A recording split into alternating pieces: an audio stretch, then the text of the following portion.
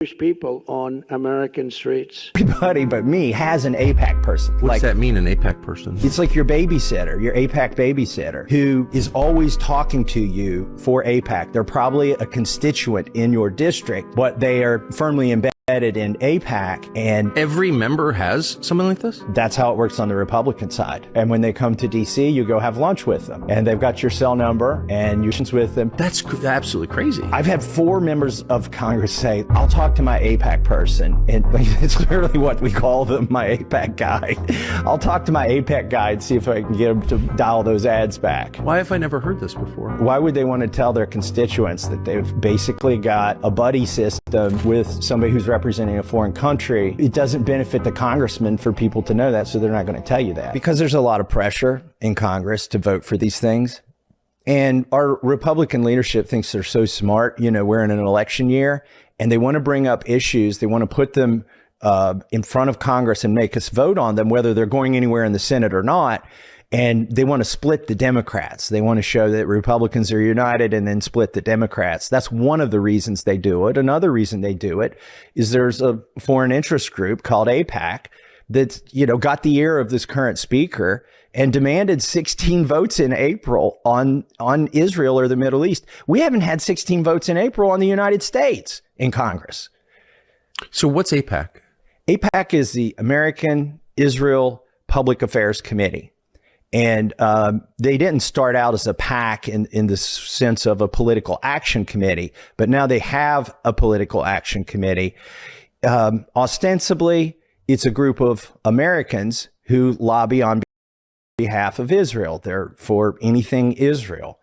And they're a very effective lobbying group. They get in there. They try to get me to write a white paper as a candidate, for instance, for Congress.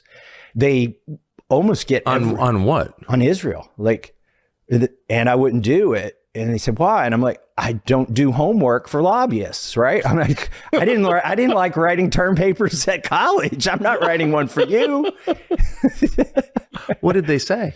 They said, oh, well, here, just copy Rand Paul's term paper and put your name on it. We'll accept that. And I'm like, no, I'm still not cribbing somebody else's homework to do homework. I'm not turning in my homework for you.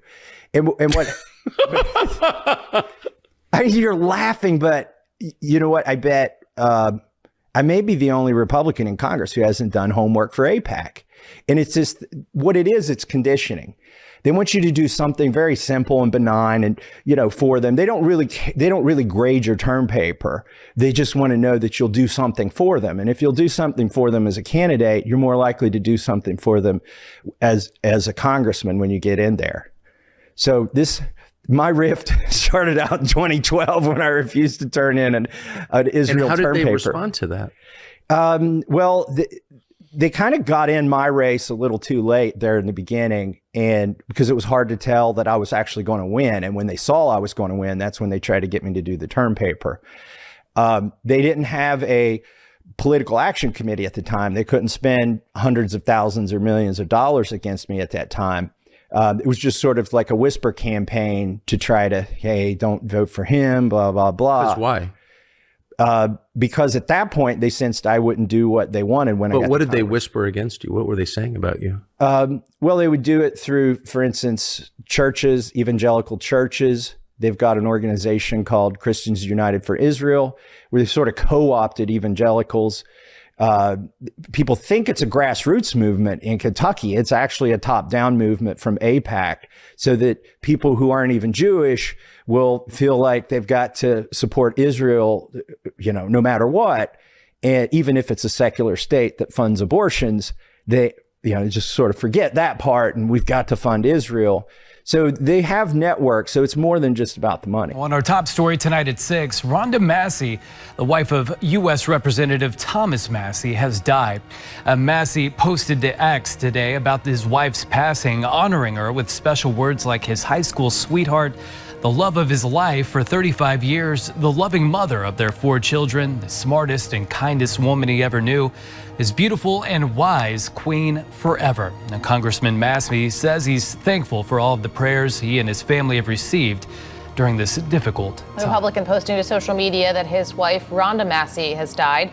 He posted a tribute to her this morning saying, quote, "Yesterday, my high school sweetheart, the love of my life for over 35 years, the loving mother of our 4 children, the smartest, kindest woman I ever knew, my beautiful and wise queen forever, Rhonda went to heaven.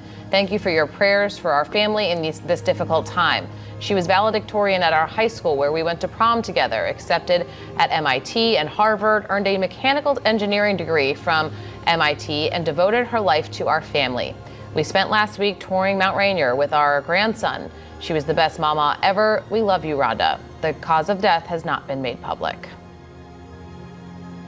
Hi, today I am going to share something extremely profound with